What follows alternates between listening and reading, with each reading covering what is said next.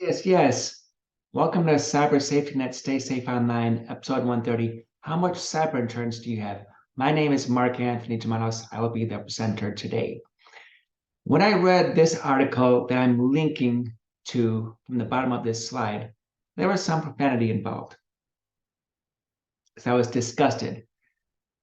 And that's because there is ransomware out there called Hardbit 2.0 that asks the victim how much cyber insurance they have. Can you imagine that? Getting hit by ransomware and then contacting the people who put the ransomware on your computer in the first place, and they say, how much cyber insurance do you have? Why don't you go look up the policy and get back to me with a number? It used to be that the ransomware publishers tried to guess how much you could pay for a ransom and still remain in business. But now it's how much can we get from the insurance company? Pretty disgusting. And yes, there was some profanity involved. And when I read that, there were no witnesses to my profanity. It's a Tuesday. I'm home alone. I was not recording. My dog doesn't know profanity. Therefore, I'm safe. But when you read that article, and I'm going to share the screen again in a few seconds, you may be cussing too. A few years ago, I had a sit down with my State Farm agent, and I said, what would happen if I drive my car into somebody's living room and they sue me? They go to State Farm and ask, how much insurance does this guy have? And he told me, State Farm will not disclose my coverage limits, which is a good thing because people who want to go after you or your insurance company should not know how much money you have or how much the insurance company is willing to pay out. If you get hit by ransomware and the ransomware publishers ask how much cyber insurance you have, tell them to go have sex with themselves because that's not their business. They're just trying to jack up the ransom because they know there's an insurance company involved and they want to get as much money as they can. Now I'm going to share the screen again. And I will put that link in the description in YouTube. I'm talking about insurance again. And when I think about insurance in the computer business, I use a matrix.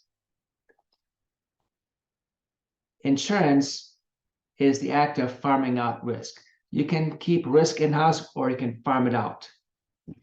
There is a risk to me climbing a ladder and changing a light bulb, but I'm willing to keep that risk in-house. However, there's also a risk to me hopping in my car and driving on the highway.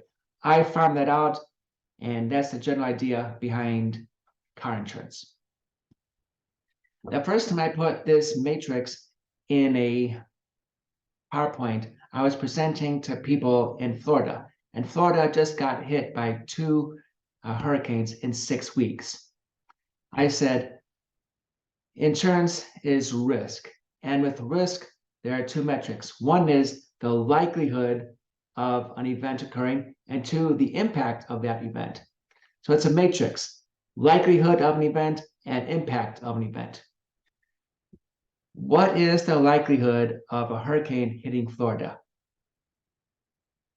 Twice in 6 weeks? You know the answer to this one. Then I said, what would be the impact of a hurricane hitting Florida? Well, if you live on the coast, your house falls into the ocean. If you're further inland, your house gets flooded and you get displaced. So in Florida, the risk of a hurricane is high, both because there's a high likelihood of a hurricane and there's a high impact if a hurricane did happen.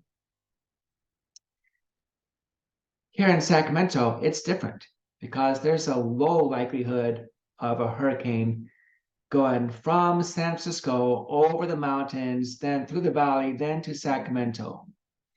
Low likelihood of a hurricane getting to Sacramento. And if one did, there would be a low impact because it would be weakened after traveling almost 100 miles and going over the mountains and then through the valley. Therefore, I'd say the risk of a hurricane in Sacramento is low or medium because there's a low likelihood of that event happening and a medium or low impact if a hurricane actually did get to Sacramento. Today's presentation is sponsored by my fourth book, How Hacks Happen. In How Hacks Happen, there are two personas. There's me, Mark, the good guy who wants to protect you, and there's Brad Cracker, the bad guy who wants to rip you off. Back in episode 102, I introduced the CIA triad, or the confidentiality, integrity, availability triad. Since we're talking about keeping your insurance coverage limits secret or confidential, I think we're in that confidentiality triad here. I am not a fan of paying ransoms. I'm highly against it, and so is the FBI. And that's because, in my view, if you pay a ransom, you go on a list of payers. The ransomware publisher will put ransomware on your computer again in 6 months, 12 months, or 18 months. Then they'll come back to you for a ransom because they know you'll pay. It's like your favorite restaurant sending you coupons to come back in and buy more pizza. You've already bought pizza. They want you to come back in, buy more pizza. You're a repeat customer. And that's what the ransomware people want too, repeat customers. So for ransomware, it's number one, don't pay. Number two, don't tell them how much insurance you have. Therefore, number three, restore from backups. Now, if you're asking, backups, what are those?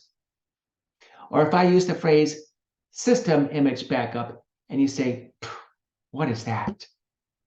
Then you need to give me a call. Because when ransomware gets on your computers and your network, you will be between a rock and a hard place. Do not pay ransoms. Do not tell ransomware publishers how much cyber insurance coverage you have. I know there are other things you could have been doing. I know there are other places you could have been, but you chose to listen to me, Mark Anthony Germanos, tell you, do not pay ransoms. Do not tell anybody how much insurance you have. Thank you for your time. Good day.